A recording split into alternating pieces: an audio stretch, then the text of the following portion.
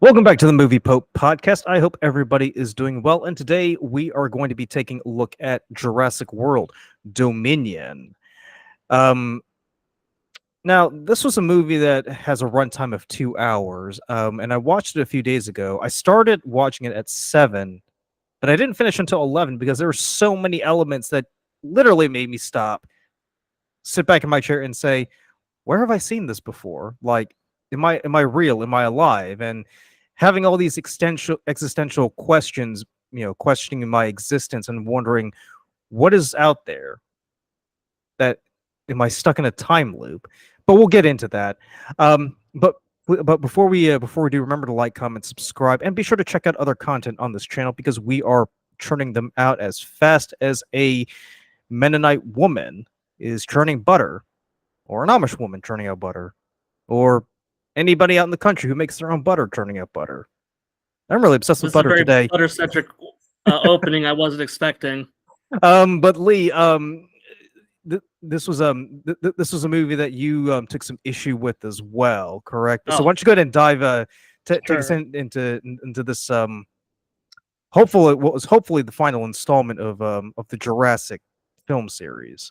Oh yes, I do hope so. So yeah, and I kind of think it's funny because both of us we recently were watching Ghostbusters Afterlife and excuse me, Frozen Empire, and just seeing all the just once again a bunch of movies that are really digging into the nostalgia for people to get interested. But that'll definitely be something that pops up. But yeah, so we have Jurassic World Dominion opening up. And I will say probably one of the few things I did enjoy with this, at least just a very minor bit, is it was fun for me to see just dinosaurs existing in our world. I feel like that's something they've built up quite a bit, and there's been times where they've kind of done that, like we see in the Lost World, right, where we see kind of the T-Rex going into this heavily populated area. But it's just kind of like a one-off thing. This one does kind of feel like, okay, we just have people and dinosaurs and they're just kind of cohabitating. So, we're probably going to rag on this quite a bit, but I'll at least open up with that was at least interesting, even if they don't do a whole lot with it. But yeah, we kind of start open and we see you got Claire, and we have Claire and the two obnoxious people from the first two that are in it, and they're trying to like just free these dinosaurs from captivity. So they're kind of like, I don't know, crazy PETA members that are going out there trying to do stuff. And it seems like we're just focusing on trying to just set the stage for all these characters. And I didn't really like that. It just felt like there's too much time spent trying to get everything in place, because while we see this going on with Claire, we also see that Owen, he's out there and he's like herding dinosaurs like he's like some type of cowboy, but for dinosaurs. So a dino boy, I don't know, dinosaur boy, I don't know, but he's like kind of like herding dinosaurs. And then we also get to see Maisie, who I guess is now kind of Owen and Claire's kid. So I guess like they're watching over her, and it just, like I said, we're kind of seeing one part of this giant movie that's coming together. And then on the other part, and this is where it really started to lose me, was we start to see Ellie Sattler from the first one. We start to see her kind of doing her own thing regarding these locusts.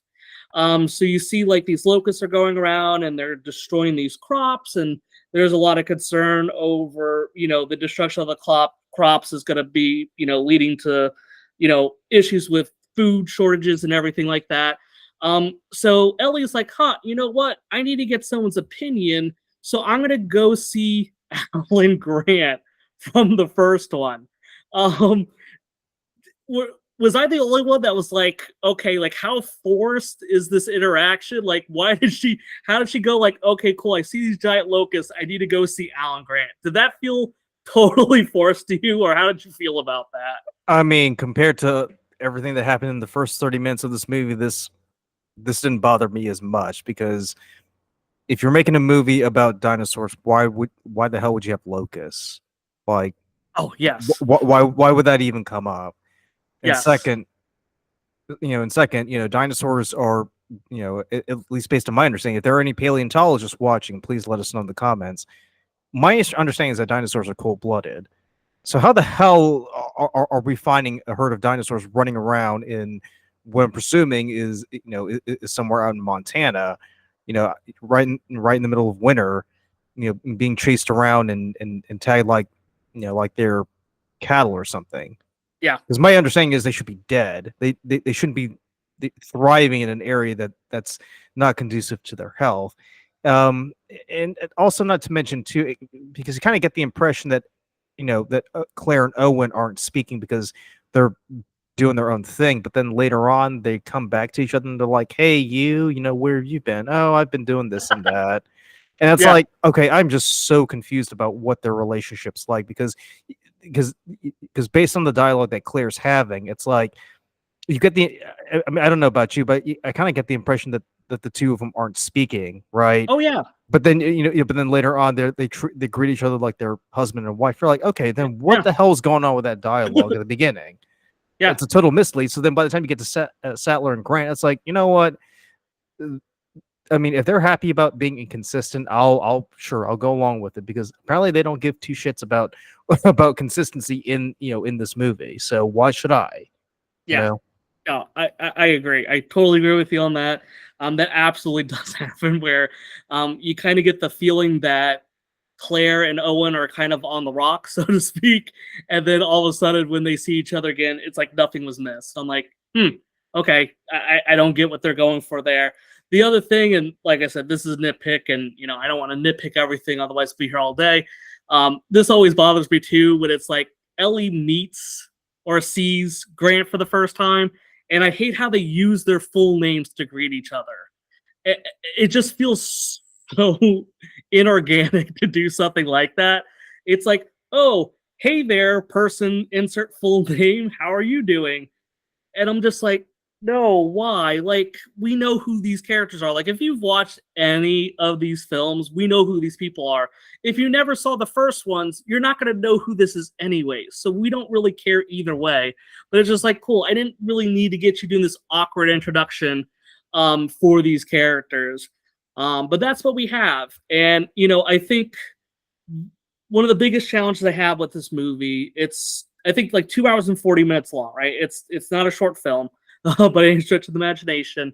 And you almost have these like two competing storylines where you have Owen and Claire that are going after Maisie, who got kidnapped, right? I'll just go ahead and say that's something that happens. And then on the other hand, you have Sattler and Grant that are like doing this research about Locust that also is going to bring Malcolm back into the story later. And I'm like, why do you have these two parallel stories going at the same time? Like, the movie's already bloated. Like, don't you just want these characters to just meet early on and then just have a cohesive story? Like, why do we want to have these two branching stories? So I don't know about you. You obviously are, you're much more knowledgeable about scripts and everything like that. So tell me, how did you feel about that? Am I crazy in thinking that these two parallel stories just should not have happened like this? I just felt like it was totally awkward. I mean, I'll say this. I mean, in spite of the what's the best good word I'm looking for? I guess in spite of all the ribbing that we give Ghostbusters, I will say that Ghostbusters is a bit more consistent in its storytelling because at least you can follow along and understand what's going on here, right? Mhm. So definitely, by the way, definitely watch our reviews of Afterlife and Prison Empire. But here to your point, it just seems like it just seems like they can't pick a lane of what story they want to tell, so they want to go with both of them. Now, personally speaking, if it were me, I would just stick with the Maisie storyline, right? Absolutely. And because think about it, I mean, Sattler and Grant are already familiar with with the person from whom Maisie is cloned from, right?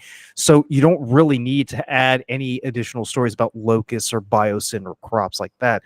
Like if you could sort of work a storyline um about the person from whom Maisie's cloned, that kind of that kind of gives you an opening to introduce the original characters.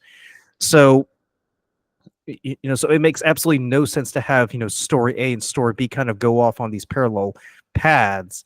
Not to mention throwing in a bunch of other characters who play absolutely little to no role in the movie, and who haven't been there long enough for any of us to develop any sort of emotional connection.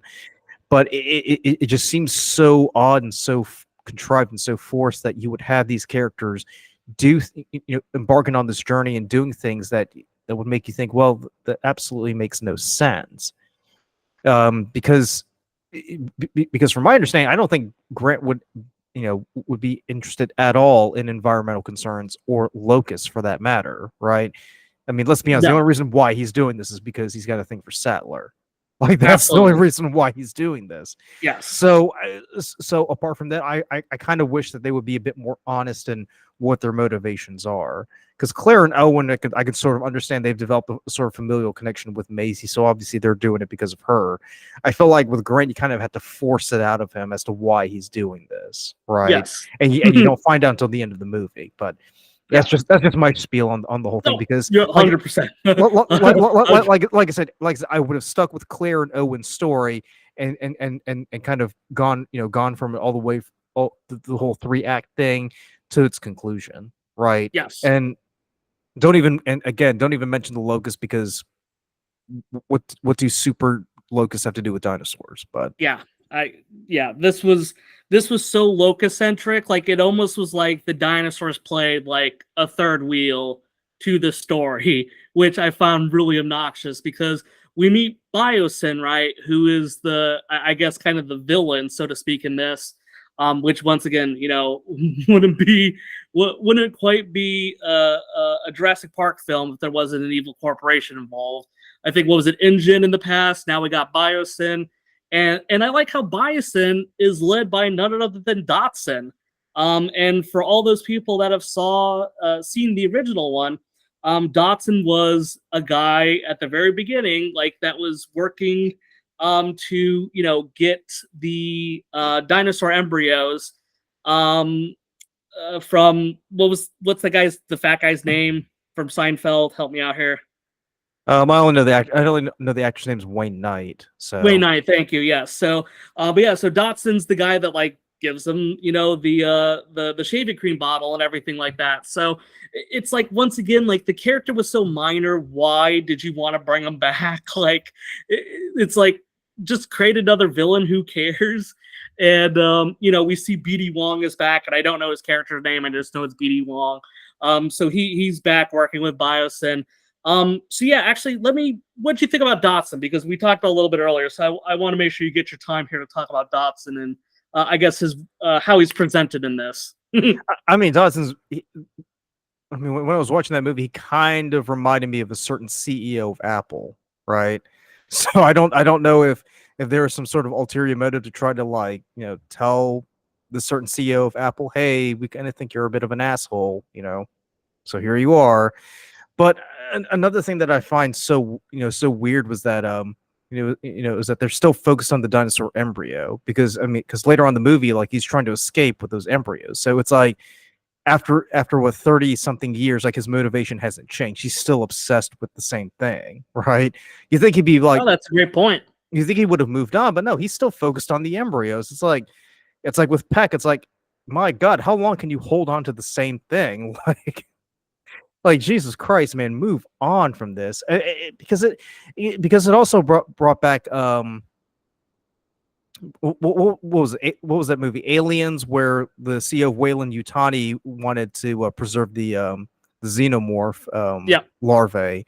That's what it reminded me of, and I kept thinking, you know what, like they're really leaning on to like the whole callback to different franchises, because not only are they dipping into their past movies with Dotson as a character, but his motivations they're very, very eerily similar to another villain, CEO of a corporation from Aliens, who are trying to Mhm. preserve these really, really dangerous creatures that nobody in their right mind should be keeping alive, but apparently they see some value that we don't know about. Um, so I feel like with Dotson, like he's a bit of a one track mind kind of guy. Like he's been Absolutely. focused on dinosaur embryos for 30 years, and by God, he is going to protect them, come hell or high water. But I did like the that premonition that Ian makes, where he kind of compares him to Prometheus, and he tells him, you know, Prometheus did get torn up at the end, and we end up see his getting comeuppance later, near the end of the movie, because as much as he tries to prove that he does have the sort of godlike ability to bring back the dead, i.e., bring back the dinosaurs, he gets killed by his own creation at the end, right? Yeah, absolutely. And yeah, it is just it's interesting to see where his character goes. I also it's really weird seeing him like he just feels like an airhead like the whole time. Like he always seems like he's the dumbest person in the room, no matter what room he's in. Which, you know, that could be something as well, but it just was a very odd characterization. And you pretty much have like Bios and they want to get Maisie for her DNA. I'm not even going to get into all that because, like, it's just to get the story moving along because It's her just DNA it's holds just the very key for convoluted as to something. why they need her. Like, Yes, yeah, it's like Cole Maisie's DNA holds the key for our salvation or something like that. So yeah, so we got Maisie, so she's been kidnapped. We got our new group that's Claire and Owen, along with the pilot that ends up kind of joining the group, and they're kind of going after Maisie, and like there's this underground stuff with dinosaurs that I thought was, I mean, it makes sense, like I get it, but then it also just feels really weird. It's like you kind of see like there's like a dinosaur cockfighting ring, and I'm like, aren't these things like super valuable? Like, I mean, I'm sure like super rich people probably would do something like this, but I'm like, I don't know, this just seems like some like little small rinky-dink nothing that people are betting on dinosaurs killing each other. I'm just like, I don't know if I like any of this, but don't forget, you know, Owen walks past a vendor that's selling roasted dinosaurs as well. that's true. So Yep. Yeah, they're literally eating dinosaurs as well. But yeah, it just seems kind of weird for like how much value that I feel like dinosaurs are perceived to have in this universe. But it's just kind of there, and this whole sequence, it just feels fake, right? So like you kind of see Owen, they're trying to chase after this person that's helping Biosyn out and all this hoo-wah. And it's just so much of the stuff is just totally unbelievable that it just sucks me out of the movie because you have like Owen and he's trying to follow this person, and then you got Claire that's running after the person that sold Maisie, and there's just all this stuff happening, and I guess like they have some type of tech where you put like, I don't know, a red dot on somebody and these raptors will just go after them until the end of days. It's just like, I don't know, a cat with a light and a laser pointer, excuse me, and like they're just like gonna go after these people for forever. I'm like, you know what, whatever, I don't care. But you introduce this stuff, but then like you make the raptors like that have always been really shown as strong killers, but then you have like Claire outrunning a raptor, and I'm like, no, like you can't do that. Like, there's no way. Like, if that raptor was going after Claire, Claire would die in a heartbeat, right? There's no way that they're gonna be able to catch up to her. Excuse me. There's no way that they're not gonna catch up to her. Excuse me. And it just drove me crazy. And this is the other thing that I'm gonna bring up, and I just loathe this throughout the whole movie. It's Owen using that stupid hand gesture to stop dinosaurs from doing shit. I oh absolutely hate that. oh yeah, sticking his palm out, right? And it's like, Yeah, oh, he's just like he's just giving the stop follow my sign, hand. right? Universal stop sign. Hey, here we go. And all the dinosaurs react to this. And I'm like, no, that doesn't make sense. Like, the reason that that worked in the last one, dealing with raptors specifically, was because he trained these handful of raptors, right? That's why he's able to sort of have this control as being kind of the alpha male of the group, right? That's story wise how that happened. Now in this, it's just like it's the kryptonite for dinosaurs is seeing like someone's hands. It like freaks them out, and it just drives me crazy. I absolutely loathe that. Um, how do you feel about that, or am I just blowing this out of proportion? Hey, big guy, sun's sinking really low. Oh I my mean, God. if Widow could do it, then surely, Thor be able to do it as well. But we know what happened with that. I Oh, mean, that's a good point. there's nothing about this movie that makes sense. Yeah. Like, at this point, it's like you know what, whatever. If you want to have some horse faced lady point a laser at someone, and the Raptors, sick them, fine. We'll go with that. If Yeah. you want, apparently Owen is the only guy who could, do that little stop sign gesture, and all the dinosaurs just stop and like, oh yeah, he's cool. He's one of us. He's one of us.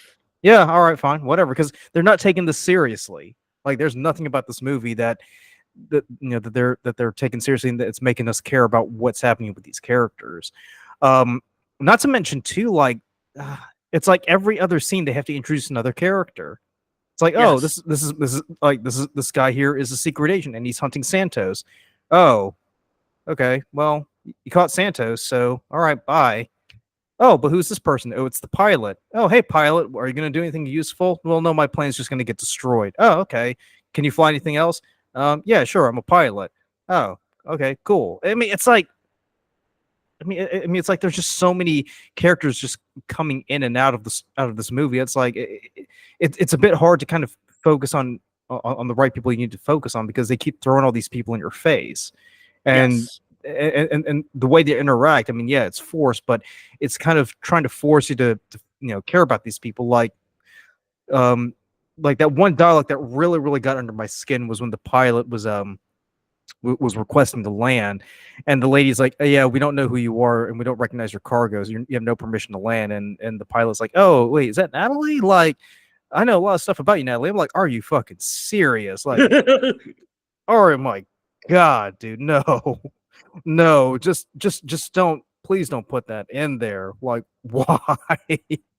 Yeah. It adds No. nothing to the story. It's just mindless banter. But if you got a movie that's got a runtime of 2 hours and 42 minutes, all you have is mindless banter, really. Yes. Yeah. Yeah. You're absolutely right. Because yeah, in their search for Maisie, right? And this is they find out that she went to Biosyn. So you got the pilot, you got Owen and Claire, and yes, like you said, like they're trying to get into Biosyn, and I guess there's some type of like aerial deterrent system that operates here, and I guess like if they like let it go, like dinosaurs are like cool with attacking random things. I guess that's what seems to happen. But that makes And sense, though. That's the only thing about this movie that's made sense is, if you're cloning dinosaurs and you're training them, it would make sense to use them for, like, as a defense mechanism, oh, that's right? fair. Yeah, That's that's the fair. that's the only thing about this movie that made any sense out of all the nonsense that's been going on so far. Like the pilot who originally delivered Maisie to Bios and now has a change of heart and decides to help them, for whatever reason. So, I mean, I will give them props for at least being consistent on that level of having dinosaurs act as guard dogs, for the That's island or fair. sanctuary or wherever the hell they are. Yeah, no, that's a good call out. I didn't think about it like that when I first watched it. I just thought it was like, like there's something in the flying dinosaurs that stops them from attacking people, not necessarily that they would have been trained to like go after stuff like that. So that's actually interesting. I didn't pick up on that. So thank you for presenting that. So yeah, like this giant, Quetzalcoatl bird attacks the plane, and Claire ejects from the plane, and then Owen and the pilot end up crashing the plane. And what's really odd to me about this is they just sort of meet up in like 15 minutes anyways. So I have to wonder why bother separating? I just didn't get that. Like, I understand that they're trying to like get Claire outside. Like, they thought that, hey, this is how we're gonna save Claire. But then, like, I don't know. It just felt kind of weird because eventually they just get together. So my whole thought process is, why did you even bother separating them if you weren't gonna really do anything special with it? I mean, Um, it's just like with horror movies where people decide to separate. At the moment where they're supposed to stick together. Come on. yeah, it didn't have any reason to do it. Now it does introduce like that one dinosaur, so maybe their thought process is like, oh well, we have to introduce this giant Wolverine monster, the Wolverine dinosaur that's got giant claws for hands that could stab shit. So I'm like, maybe that's why they wanted to do this, but it just felt so odd. Like it just felt like in a super bloated movie you don't want to do that. But yeah, so you got all three of them after being separated for a short period of time, they all get together, they're in Biosyn, and the old group, right, which is Grant, Malcolm, and Sattler have been in there trying to do their fancy corporate espionage as they're trying to get like some kind of DNA from the locusts that are there, that they're going to use to, show Biosyn's this evil company. And so you have these kind of two competing things going on. You see the old group, they eventually meet up with Maisie, right? So now they're kind of all together. And then finally, after 2 long hours of this film, the old group and the new group, they finally get together. And I could not give two shits. Uh, how'd you feel about that when they finally got together? How did it resonate with you, Luke? I mean, it was forced, really. Oh, of course.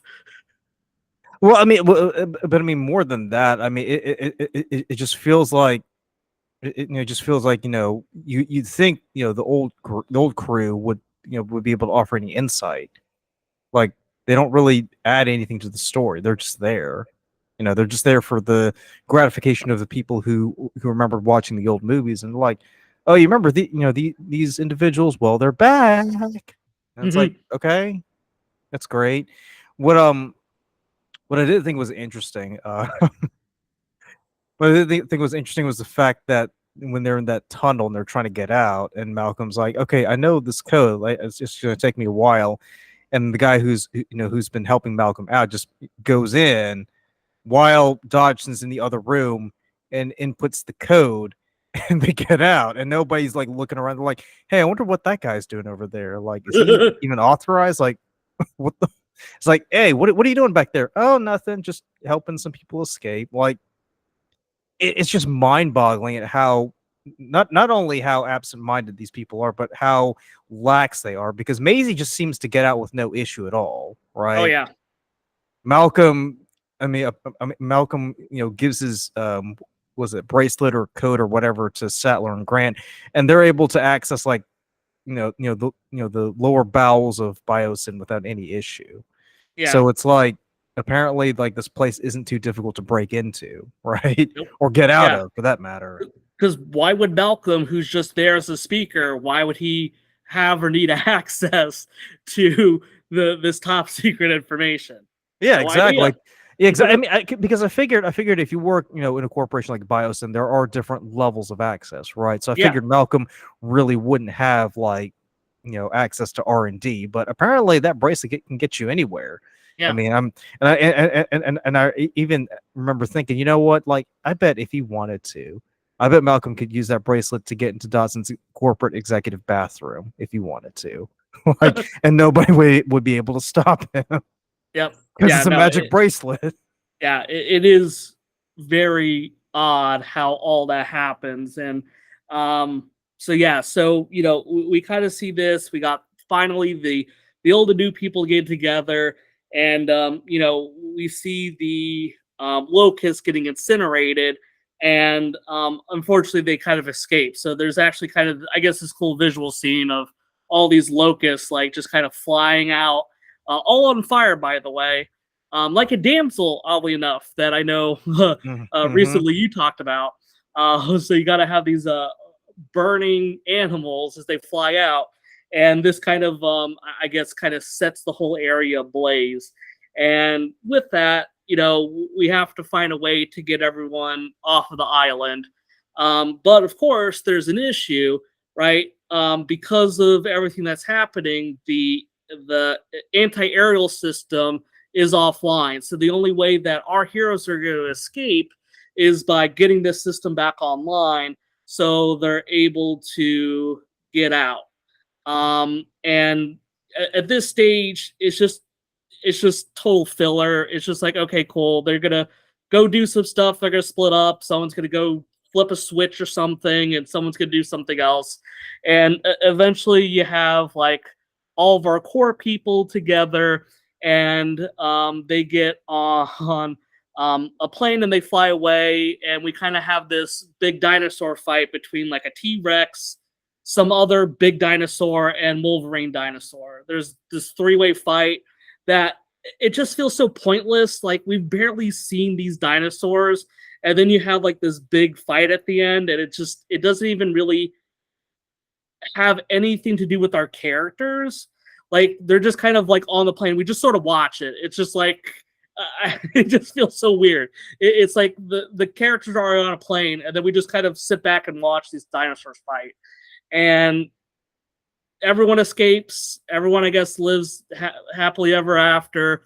I guess with Maisie's DNA, they're able to figure out how to kill the Locust, and that's it. That it just kind of just ends. So I don't know. What's your final thoughts? Hit me with the Luca. They kept that Maisie because she's a clone, all to stop Locust. Yes. Or are you? Oh God! In our Jurassic World Dominion movie about dinosaurs, but yes, that is actually the main focus of it. Yeah, the main focus of a dinosaur movie was a clone and Locust. Like, yes, talk about bait and switch. Seriously. Yeah, and that to me just drove me absolutely out of my mind, because I'm like, look, like, when we go to see these movies, we want to see dinosaurs, right? That's what we want to see. That's the main draw. I never really cared about Owen and Claire's relationship, right? I didn't really care about Maisie finding herself or dealing with all the moral implications of her being, a clone. I don't really care about, and like I said, I like Sattler and Grant in the first one. I would like to see them have a relationship, but it's about 30 years too late. Like, I don't really care at this stage about what happens. And it's just like all these like plot lines are thrown in there, and I'm like, okay, you guys seem to forget something. The core of this is dinosaurs, right? That's what people want to see, right? We remember for Jurassic Park, right? I remember like, oh, clever girl, right? As the raptors come and attack one of the employees there, right? I remember the T-Rex chasing after the Jeep, and they're trying to get away. Like, those are things I remember, right? I don't really think about the characters a whole lot, right? That they weren't my main focus, right? It was always about the dinosaurs. And in this one, the dinosaurs are just like in the background. And I'm like, no, you're missing the point. This is not what we want to go see, right? I want to see dinosaurs, and I want to see the interaction. I want them to be a critical part of the story, but they're just kind of pushed to the side. And I just feel like whatever writing team put this together, you missed the mark by a huge bit here, because you did kind of show some dinosaurs, and yeah, whatever, the weird Wolverine dinosaur that just kind of like stabs things, like, okay, like, that's different. But it's just like, in a 2 hour and 40-minute movie, that 5 minutes is not going to save anything. And I just really didn't like it. I think I would give it, I don't know, I'm going to say 1.7 out of 5 those weird spitting dinosaurs from the first one that end up killing Dotson in this one. Hey, which actually is interesting, because they're the ones that killed Wayne Knight in the first one. I don't know if there's something to look into with that, but hey, They both died by those weird, like, I don't know, acid spitting dinosaurs. But Yeah, that was a good 1.7 out of callback. 5. That's what I got. What you got, Luca? I'm just gonna give it a 1.5 out of 5. Like I said before, this was a movie that I could not get into. There were just so many things about it that just stood out that took me out of the moment. Not to mention, too, for a movie about dinosaurs, all they focus on were clones and locusts, which is the exact opposite of what you would expect from dinosaurs. Even if the locusts did come from the Jurassic era, they're not dinosaurs. Yeah. What and the very few times that you did see dinosaurs in the movie, I mean, they didn't make that much of an impact. And even and I'll say this: what I really really love about Jurassic Park are the dinosaur fights. You can't wait until the T-Rex goes up against whatever dinosaur. But the T-Rex going up against Indominus Rex at the end, it just felt underwhelming. You kind of felt Yes. cheated, Yeah. because you were hoping it would be a bit more substantial, but at the end it's like he just gets skewered through the neck by the Wolverine dino, and you're like, well, that I feel cheated by this. I didn't get anything out of it. Like that was a huge letdown. So I felt like for a work that was based on Michael Crichton's sci-fi novel from way back in the day, it's kind of like what Benioff and Weiss did with Game of Thrones, where they took the source material and took it in a completely different direction. I felt like what they did here was they took Crichton's work, took it in a completely different direction, but for the worse, really. So so this was just a pathetic conclusion to the to the Jurassic Park film series, because Yes. instead of going out on a bang and making us feel good about ourselves, we just felt cheated, really. Went out on a whimper. Mm-hmm. Instead of a bang, a whimper. And I will say this: I mean, if humans and dinosaurs are supposed to coexist, you would think that the people would be a bit more panicked about it, right? But there are scenes where people are just like standing around the square, and all of a sudden, a dinosaur comes out of nowhere, grabs and eats them. Like that was so jarring. Yeah. The guy, yes, yeah. There's one scene where the guy's on a scooter, and then like, one of the dinosaurs just comes out, and just grabs and eats, and I'm like, okay, so nobody's like horrified by this. They're just treating it like, okay, fine, we'll go with that, because apparently everybody's okay with people being eaten by dinosaurs. That's just a regular part of life now. Oh, it's just another Tuesday. But yeah, go ahead and let us know down in the comments below what you think. If you think Jurassic World Dominion was went out with a whimper, or do you think that they should do another one to kind of redeem themselves? But for the Movie Pope podcast, thank you for watching, and we'll catch you in the next review. Bye.